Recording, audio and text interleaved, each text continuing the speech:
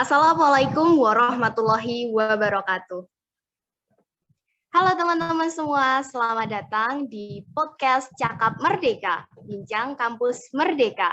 Sebelumnya perkenalan terlebih dahulu, nama saya Arvita Pandeni. Saya di sini selaku pemandu acara pada sesi kali ini. Hari ini kita sudah kedatangan teman-teman dari perwakilan kampus mengajar. Mari kita sapa terlebih dahulu. Mungkin dari Mas Kinan bisa perkenalan terlebih dahulu. Baik, Mbak Arvita. Jadi perkenalkan, nama saya Kinan Widianto dari Prodi Manajemen Pendidikan Angkatan tahun 2020. Oke, saya panggil siapa ini? Panggil Kinan aja nggak apa-apa. Siap, Kak Kinan. Selanjutnya mungkin dari Kak Denta. Silahkan perkenalan. Oke, terima kasih Arvita. Halo semuanya, aku Rical Denta Tama dari 2019 jurusan Manajemen Pendidikan. Jadi aku alumni Kampus Mengajar Angkatan 2. Baik, di sini udah ada Kak Kinan sama Kak Denta. Jadi, Kak Kinan ini merupakan salah satu mahasiswa yang mengikuti program Kampus Mengajar Angkatan 3 dari Universitas Negeri Yogyakarta. Sedangkan Kak Denta ini salah satu alumni peserta program Kampus Mengajar Angkatan 2 dari Universitas Negeri Surabaya. Untuk teman-teman yang belum tahu, bahwasanya Kampus Mengajar itu merupakan program dari Kemendikbud, di mana para mahasiswa ini diterjunkan langsung guna membantu kegiatan pembelajaran di SD maupun SMP yang tersebar di seluruh Indonesia. Kemudian kita langsung saja mulai obrolan mengenai topik kali ini, Kampus Mengajar.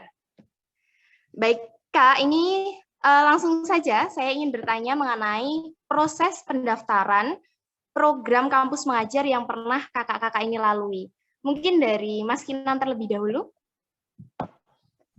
Oke, untuk proses pendaftarannya itu sebenarnya aku agak lupa sih ya, soalnya juga udah lama. Kalau nggak salah itu bulan Desember kemarin, itu jadi kayak ada, kita ada informasi nih dari Instagram tentang Kampus Mengajar itu, karena kemudian mulai pembukaan pendaftaran itu di bulan Desember, kalau nggak salah itu minggu kedua Desember lah, atau minggu akhir Desember itu kemudian kita ada proses seleksi, ada seleksi tulis, seleksi berkas dan lain sebagainya. Terus pengumumannya itu di bulan Januari kemarin, seperti itu. Oke, kalau dari Kak Kinan sendiri selama proses pendaftaran itu ada kendala tidak? Sebenarnya kalau kendala ada sih, kendalanya kayak syaratnya itu menurutku agak terlalu riwah. Jadi ada banyak berkas file-file itu yang perlu diunduh, terus perlu di-print, ditanda tangan materai dan lain sebagainya. Jadi kayak agak riwah juga. Kemudian dari kampus juga nggak ada pendampingan gitu. Jadi kita benar-benar nyari info sendiri gitu, dan struggle-nya di situ sih, kayak ini gimana daftarnya dan lain sebagainya. Karena nggak ada pendampingan dari kampus, jadi kita berusaha buat mendaftar sendiri seperti itu. Baik teman-teman, itu tadi sekilas pengalaman mengenai proses pendaftaran dari Mas Kinan. Selanjutnya kita dengerin dari Kak Dinta, ini gimana prosesnya? Iya, kalau misalnya untuk di Kampus Mengajar Angkatan 2 sendiri, untuk proses pendaftarannya mungkin hampir sama ya. Dari Angkatan 2 dan juga Angkatan 3. Mungkin aku lebih jelasin di ini ya. Mungkin untuk berkas-berkasnya. Jadi benar kata Kinan tadi, bahwasanya itu berkas-berkasnya itu cukup banyak. Kalau nggak salah waktu itu ada surat pernyataan dari orang tua, kemudian ada transkrip juga, kemudian ada surat kesehatan juga, harus mencantumkan surat kesehatan, kemudian ada surat integritas dari kampus kalau nggak salah. Nah, itu berkas-berkasnya lumayan banyak, kemudian juga dan itu wajib untuk untuk diinput ke web kampus Merdekanya untuk pendaftaran. Kemudian juga ada ini sertifikat. Jadi untuk pendaftaran sendiri itu harus mencantumkan sertifikat organisasi dan prestasi itu kalau ada gitu. Jadi waktu itu cukup banyak untuk untuk pendaftarannya karena harus ngurus ke kampus juga, terus juga ngurus kesehatan surat kesehatan juga ke puskesmas dan sebagainya gitu. Kemudian juga untuk sertifikat, kalau aku kemarin lebih banyak nyantumin sertifikat organisasi, soalnya untuk prestasi sendiri mungkin aku kurang. Jadi kalau misalnya lebih banyak di sertifikat organisasi kayak gitu. Nah, itu mungkin juga jadi tips juga ya, mungkin sedikit berpengaruh lah untuk sertifikat itu gitu, Arvita. Hampir sama sih kalau misalnya untuk pendaftarannya gitu. Baik teman-teman, itu tadi pengalaman dan juga sedikit tips dari Kak Denta mengenai proses pendaftaran nantinya saat teman-teman ingin mendaftar. Kemudian saya ingin tahu nih, Kak Kinan sama Kak Denta itu ditempatkan di mana dan bagaimana proses penempatannya. Mungkin sekarang kita ubah dari Kak Denta terlebih dahulu. Oke, sebelum ke penempatan, aku tadi lupa ini ya, Arvita, kendala. Tadi kan ada kendala ya. Nah, untuk kendala pendaftaran tadi, kalau aku dulu di kampus mengajar angkatan 2 itu ada satu kendala itu di ini, IPK. Jadi kalau misalnya di angkatanku dulu itu IPK itu langsung tercantum dari web Kemendikbud, dari data Kemendikbud. Kalau Mas Kinan sama atau gimana yang masalah IPK? Itu kayak sama deh. Jadi beda antara nilai IPK sama real kita gitu kan ya. Iya. Nah, itu sama berarti Berarti dari itu sama tahun. tapi kalau misalnya yang angkatan satu waktu itu IPK-nya itu input sendiri, Kinan. Jadi nggak kayak kita yang langsung dari Kemendikbud. Nah, kalau misalnya yang langsung dari data Kemendikbud itu kemarin banyak yang salah. Jadi bukan salah sih sebenarnya, kayak belum terupdate gitu loh, belum terupdate. Jadi kayak IPK-nya itu beda dari yang real sama yang ada di web Kemendikbud. Nah, itu kalau misalnya dari aku sendiri kemarin dari UNESA itu ada bantuan dari ini tim MBKM UNESA kayak gitu, suruh menunggu juga, kemudian suruh ngelis juga, ngedata juga siapa aja IPK yang kurang, yang belum benar gitu. Kalau misalnya di UNY gimana Kinan kemarin solusinya waktu permasalahan itu? Kalau di UNY itu karena di sini nggak ada pendampingan sama sekali, ya udah IPK itu apa adanya gitu loh, dan kebanyakan IPK-nya itu bukannya nambah tinggi tapi nambah rendah ya, kalau nggak salah ada yang jadi 2, berapa. Nah itu kan dari UNY, terus aku beberapa kali nanya dosen itu nggak tahu, dosennya nggak tahu ini gimana alure, dan ya udah kita cuman adanya IPK itu nggak bisa diubah, jadi kita cuman pakai IPK yang ada di websitenya itu.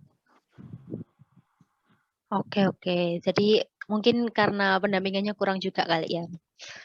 Kalau kemarin UNESA ada bantuan dari tim MBKM-nya UNESA. Jadi sebelum selesai pendaftaran itu udah benar semua IPK-nya kayak gitu.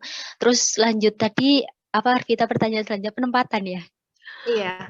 Oke, kalau penempatan aku dulu di daerah Sukodono Sidoarjo di SDN Joko Satru. Jadi kalau aku dulu itu mungkin ini yang berbeda dari kampus mengajar angkatan 2 dan juga kampus mengajar angkatan 3. Kalau misalnya kampus mengajar angkatan 2 dulu itu kita penempatannya di sekitar domisilinya. Jadi kita nggak keluar kota gitu. Kalau misalnya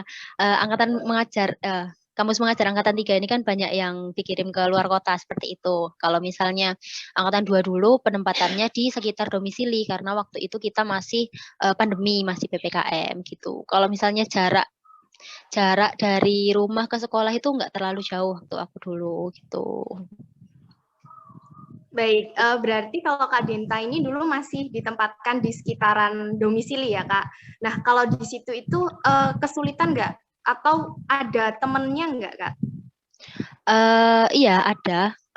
Kalau misalnya juga karena nggak begitu jauh banget gitu. Waktu itu aku yang pertama itu penempatannya jauh, tapi karena akreditasinya udah A, jadi aku dipindah sekolah ke yang lebih dekat gitu. Nah untuk temennya sendiri ada, jadi aku waktu itu 6 orang dan itu satu domisili gitu. Jadi masih dekat-dekat gitu. Istilahnya sekitar Sidoarjo aja gitu kita.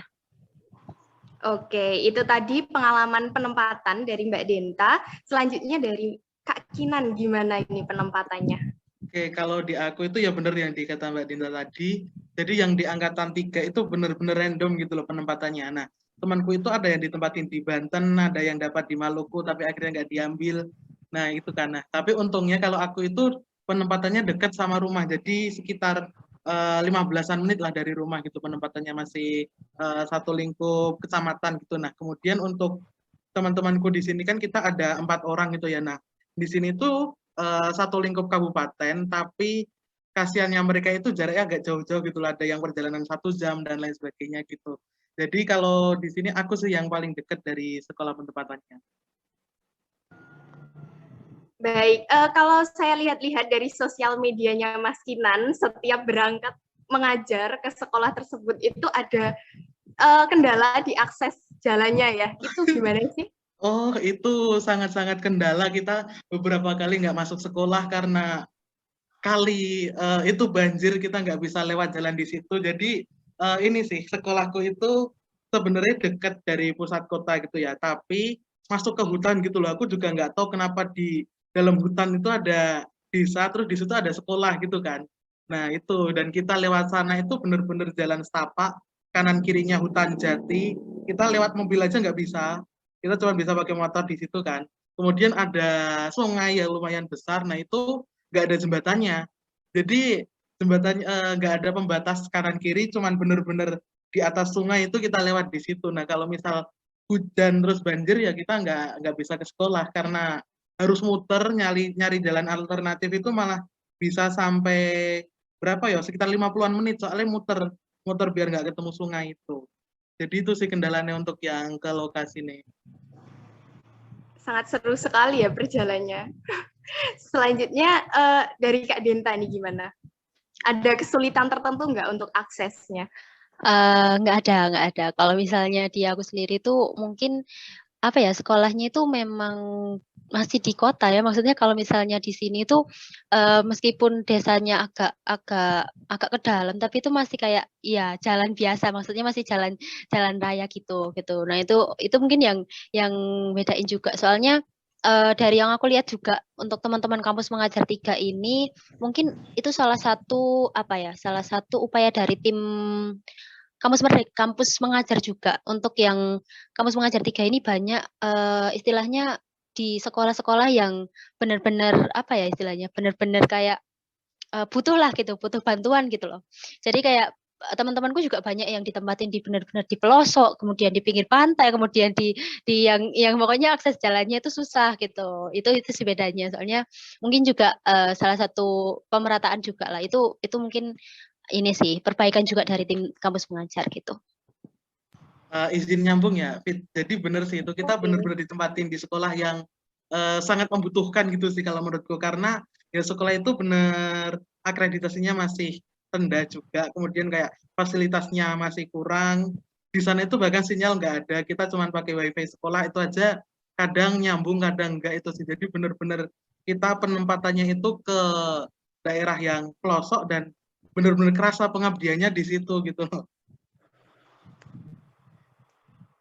Oke, memang ada perbedaan penempatan ya antara angkatan 2 dan angkatan 3. Nah, kalau boleh tahu, untuk sistem pembelajaran di sekolah dari kakak-kakak ditempatkan ini bagaimana? Apalagi kemarin pandemi ya, saat ini pun masih pandemi. Jadi ingin tahu nih bagaimana pembelajaran di sana. Oke, aku dulu ya kali ya. Untuk sistem pembelajaran di sekolah waktu itu, jadi waktu itu apa ya, kita kan masih PPKM. Jadi waktu pertama kali aku datang ke sekolahnya itu masih masih daring gitu. Jadi masih ketat banget waktu itu masih daring. Nah, kemudian beberapa bulan, kalau nggak salah 1 bulan itu dari Dinas Pendidikan Sidoarjo udah boleh istilahnya udah boleh mulai untuk masuk gitu. Jadi untuk 1 bulan berikutnya itu kita udah anak-anak itu udah masuk semua gitu. Belum semua sih, kayak bertahap gitu. Ada yang beberapa dulu, kemudian gantian kayak gitu. Tapi udah 2 bulan, hampir 2 bulan atau 3 bulan itu anak-anak udah masuk semua gitu sih. Itu pembelajarannya kayak gitu. Oke, kalau di aku itu kan kemarin pas masuk itu ada aturan 50% dari kapasitas itu kan. Nah, nah itu kan kemarin ada pemberlakuan itu maksimal 50% dari kapasitas kelas gitu kan pembelajarannya secara offline. Nah, tapi di tempatku itu sekolah muridnya cuma dikit banget gitu loh. Jadi dari kelas 1 sampai kelas 6 itu nggak ada 40 orang. Satu kelas itu ada 3, ada 5, paling banyak itu kayak kalau nggak salah 9 orang gitu kan.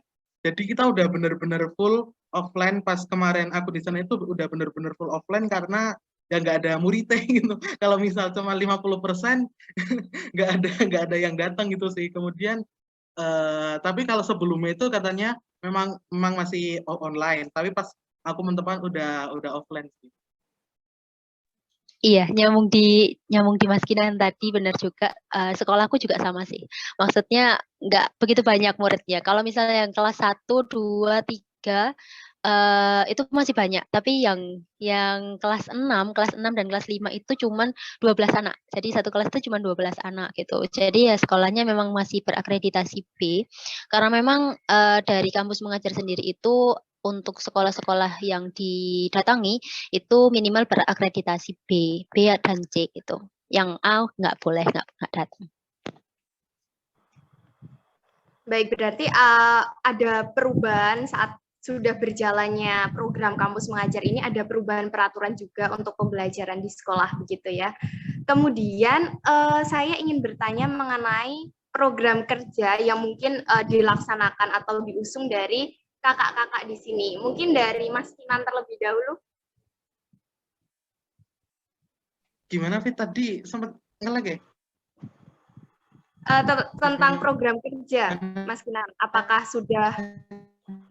Gimana? Halo?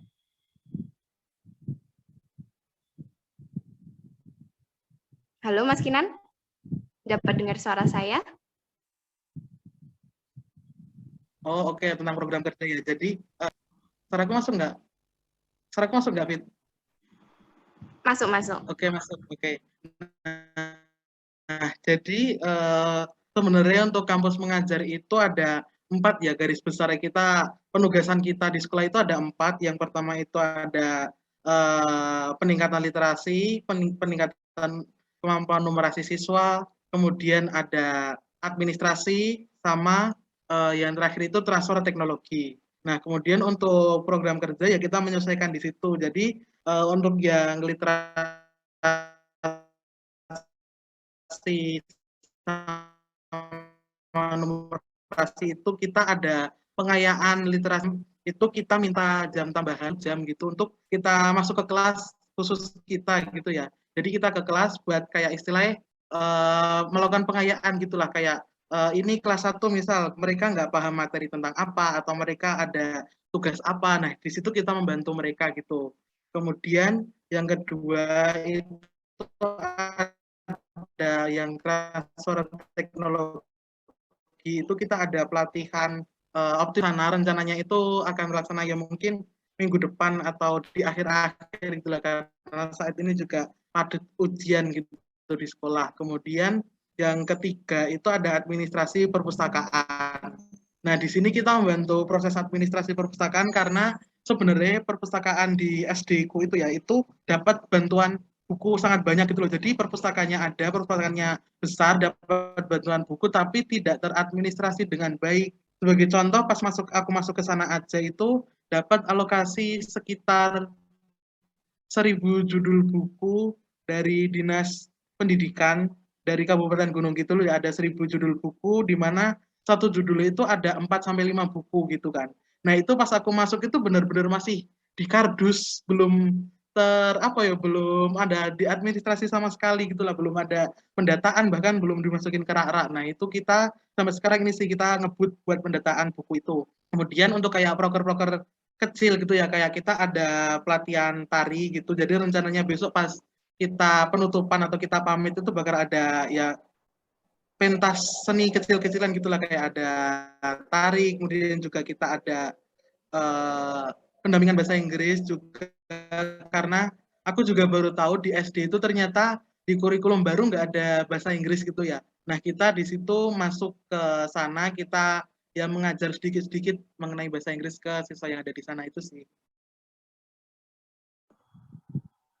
Lumayan banyak ya ternyata untuk programnya, baik dari program besar maupun program kecil. Programnya kan tentu saja untuk menutupi kekurangan-kekurangan dari sekolah tersebut ya Mas Kinan. Selanjutnya dari Angkatan 2 Kampus Mengajar, Mbak Dinta, bagaimana, apakah ada perbedaan? Kalau program hampir sama sih. Kan memang kalau misalnya kampus mengajar itu kan benar kata Mas Kinan tadi, kita ditekankannya itu jadi di administrasi, pembelajaran, kemudian di adaptasi teknologi. Gitu ya Kinan ya. 3 ya, 3 itu. Nah, untuk program-programnya sendiri itu kita dibedakan mengajar dan juga non mengajar. Jadi untuk mengajar sendiri itu kita kadang kita dikasih kesempatan guru untuk masuk ke kelas. Jadi maksudnya kita mengajar sendiri gitu. Tapi kita juga seringnya cuman mendampingi gitu. Jadi guru yang memberi materi, kita mendampingi untuk siswa-siswa yang sekiranya itu masih sulit gitu, maksudnya masih kurang gitu. Jadi kita pendampingan gitu, pendampingan pembelajaran gitu. Terus kemudian kita juga ini English Club, benar kata Mas Kinan tadi, yang pendampingan bahasa Inggris. Karena memang anak-anak itu juga terutama habis pandemi itu kemampuannya itu benar-benar mungkin bisa dibilang kurang banget gitu, kurang banget karena mungkin juga belajarnya juga mungkin kurang. Kemudian kalau misalnya daring juga ada aja kendalanya gitu. Jadi kita ngasih istilahnya English Club itu untuk penguatan bahasa Inggris gitu. Kemudian juga untuk adaptasi teknologi, kita lebih banyak di sosialisasi. Jadi untuk adaptasi teknologi itu kita juga ke guru dan juga ke siswa. Jadi sosialisasi aplikasi pembelajaran ke guru, kemudian juga kalau ke siswa itu kayak kita sering bikin ini sih, kayak video pembelajaran, terus kemudian juga games gitu. Jadi kebetulan di sekolahku udah ada proyektor, udah ada LCD-nya juga. Jadi kita ngasih games terus ditampilin gitu. Itu kan bikin semangat anak-anak juga gitu. Kalau misalnya administrasi waktu itu sama juga kayak Mas Kinan, lebih banyak di perpustakaan. Jadi kalau kita lebih banyak di perpustakaan karena memang untuk administrasi yang guru itu paling kita cuma bantu RPP dan silabus, ya maksudnya enggak yang mendalam banget karena juga teman-temanku juga banyak yang bukan dari pendidikan gitu. Jadi kita lebih banyak di bantuan di perpustakaan juga gitu. Perpustakaannya juga sama gitu, sama kayak punyanya Mas Kinan itu. Jadi buku itu juga udah lengkap banget. Perpustakaannya tuh udah bagus banget gitu loh. Buku juga ada bantuan dari Dinas Pendidikan, kalau nggak salah dari Mutiara Rindang itu katanya. Nah itu udah baru semua, tapi belum ada belum ada pengaturannya lah, benar, belum ada untuk pengaturan. Jadi kita lebih ke pengelolaan itu sih kalau program mungkin yang non pembelajaran mungkin kayak kita senam, kemudian ada juga penghijauan kayak gitu-gitu sih. Banyak banget memang programnya banyak banget. Karena kita kan lama ya. Jadi kayak kita butuh program-program yang istilahnya harus banyak dan menarik gitu. Baik, berarti kurang lebih sama ya antara Angkatan 2 dan Angkatan 3 terkait program kerja, baik dari administrasi, pembelajaran, dan juga adaptasi teknologi yang memang menurut saya dibutuhkan untuk sekolah-sekolah yang terpelosok seperti itu. Nah, ini tadi teman-teman kita udah mendengarkan pengalaman dari kakak-kakak di sini, dari proses pendaftaran hingga sampai dengan proses pelaksanaannya, seperti itu. Nah, ini mungkin jadi pertanyaan terakhir juga. Saya ingin bertanya lebih ke pribadi mungkin. Bagaimana sih kesannya, serta harapannya, dan juga tipsnya setelah mengikuti kemarin serangkaian proses kampus mengajar. Mungkin dari Mbak Dinta terlebih dahulu sebagai alumni, nanti disambung ke Mas Kinan. Oke. Jadi kesannya. Jadi waktu itu Mungkin sama cerita juga kali ya. Jadi aku tuh ikut kamus mengajar juga karena memang pengennya dapat pengalaman juga, pengen belajar juga di luar kelas lah istilahnya kayak gitu. Kemudian juga memang dikasih kesempatan juga sama jurusan untuk belajar di luar kelas gitu. Jadi kayak istilahnya udah semangat lah ikut kamus mengajar gitu. Nah, jadi kayak karena itu udah semangat dari awal, jadi mungkin kita ngejalaninya juga seneng gitu, ngejalaninya juga seneng banget gitu.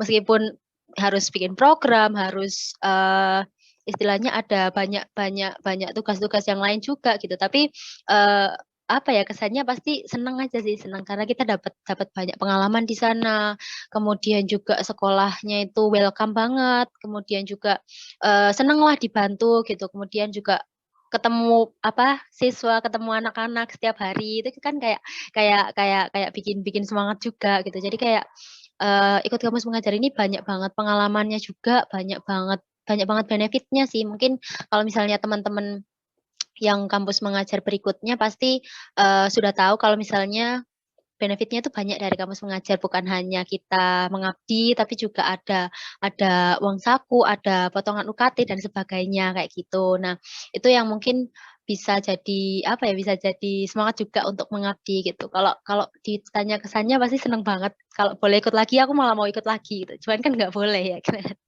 Terus, apa ya, harapannya, untuk teman-teman yang mau ikut kamus mengajar yang pasti, harus disiapkan berkas-berkasnya gitu kan.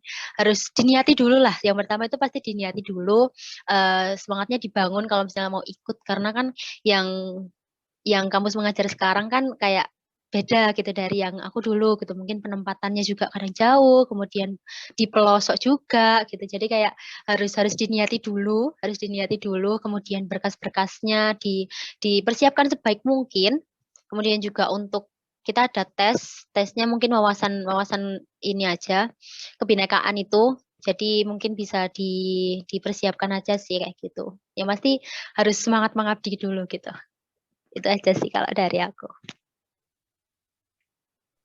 Oke, langsung ya kalau dari aku kesannya sebenarnya campur-campur sih karena ya bener yang dibilang Mbak Dinta tadi kan ada senengnya juga tapi kadang itu ya karena keterbatasan juga lokasinya itu kayak kadang kalau pagi-pagi harus hujan kita udah jalan jauh-jauh ternyata nggak bisa ke sekolah karena sungainya banjir itu kan juga kadang ada dongkolnya ada kayak gregetnya gitu tapi lebih banyak senengnya juga karena ya bener bener yang dibilang Mbak Dinta tadi di sekolah itu di gurunya itu juga sangat welcome gitu ya bahkan kayak rasa kekeluargaannya itu benar-benar terbangun karena kita juga beberapa kali itu udah saling mengunjungi di rumah guru gitu loh kayak kemarin kita ada sawalan kemudian ada buka puasa bersama sebelum puasa juga beberapa kali ini kan rumahnya guru tuh deket-deket di sekolah itu kan jadi kita kayak Mas makan siang mampir di sini ya gitu-gitu gitu jadi kayak membangun rasa kekeluargaan di situ kita kayak kenal dari berbagai apa ya kayak istilahnya berbagai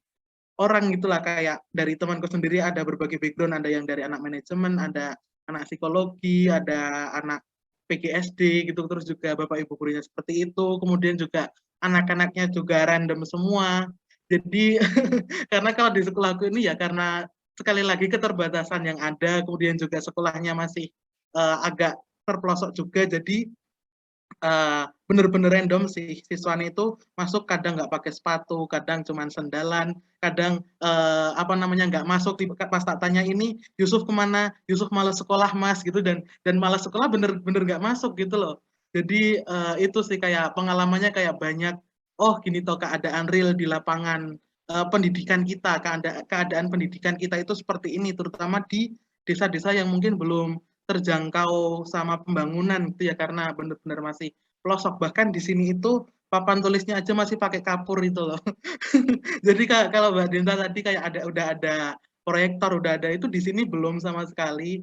Jadi ya ini sih kayak men-challenge kita untuk gimana tuh rasanya kita benar-benar mengabdi di situ mendedikasikan pemikiran kita tenaga kita di situ karena kan aku juga nggak ngambil kuliah ya saat ini aku nggak ngambil SKS karena kebijakan baru jadi aku benar-benar memfokuskan di sekolah itu gimana caranya kita itu di awal akreditasinya B kemudian keadaan sosial budaya siswanya seperti ini ya gimana caranya kita bisa paling nggak memberi dampak positif lah kita di sana itu paling nggak ada peningkatan sedikit mungkin mulai dari peningkatan motivasi belajar siswa yang dulu kalau sekolah cuma pakai sandal terus kadang nggak masuk jadi mungkin bisa lebih disiplin dan lain sebagainya itu sih overall sangat menyenangkan sebenarnya. Tapi yang random-random gitu malah bikin semangat ya si Kinan. Kayak anaknya lucu-lucu gitu soalnya. Lucu-lucu dan kadang kita kayak di jalan kehujanan gitu kan terus tiba-tiba anak-anaknya pada datang kayak teriak-teriak Mas Mbak gitu kayak oh ini tuh jadi kayak merasanya senengnya di situ. Disambut tiap pagi gitu. Waktu kita datang itu benar-benar mengesankan banget parah.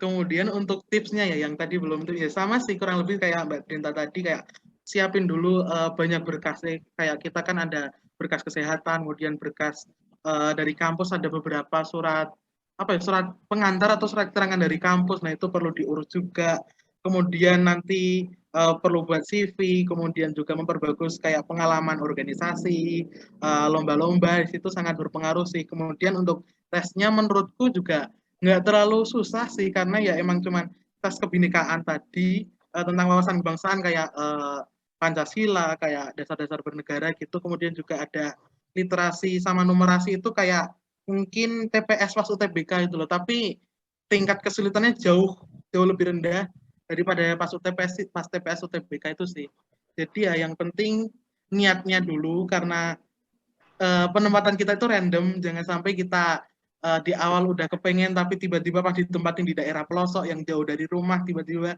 niatnya turun karena ini kan juga lama sekitar 6 bulan dan benar-benar harus menjaga mood lah kita di sana gitu sih. Baik teman-teman, itu tadi keluh kesah dari kakak-kakak kita di sini terkait program kampus mengajar. Itu tadi obrolan kita bersama kakak-kakak kampus mengajar dari Kak Kinan dan juga Kak Denta dapat disimpulkan bahwasanya kampus mengajar ini sangat berkesan untuk pesertanya, di mana mahasiswa ini terjun langsung di lapangan untuk mengetahui hambatan, kendala, atau bahkan isu yang memang sedang terjadi di dunia pendidikan Indonesia saat ini. Baik, terima kasih Kak Kinan dan Kak Denta atas waktu dan berbagi pengalamannya. Tentunya kita mendoakan Kak Kinan dan Kak Denta untuk sukses terus, lancar pendidikan dan juga karirnya. Terima kasih ya. Kemudian untuk teman-teman semuanya, terima kasih telah mengikuti saya dan juga Kak Kinan dan Kak Denta untuk mengobrol mengenai kampus mengajar.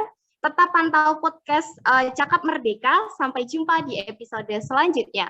Wassalamualaikum warahmatullahi wabarakatuh. Bye-bye semuanya.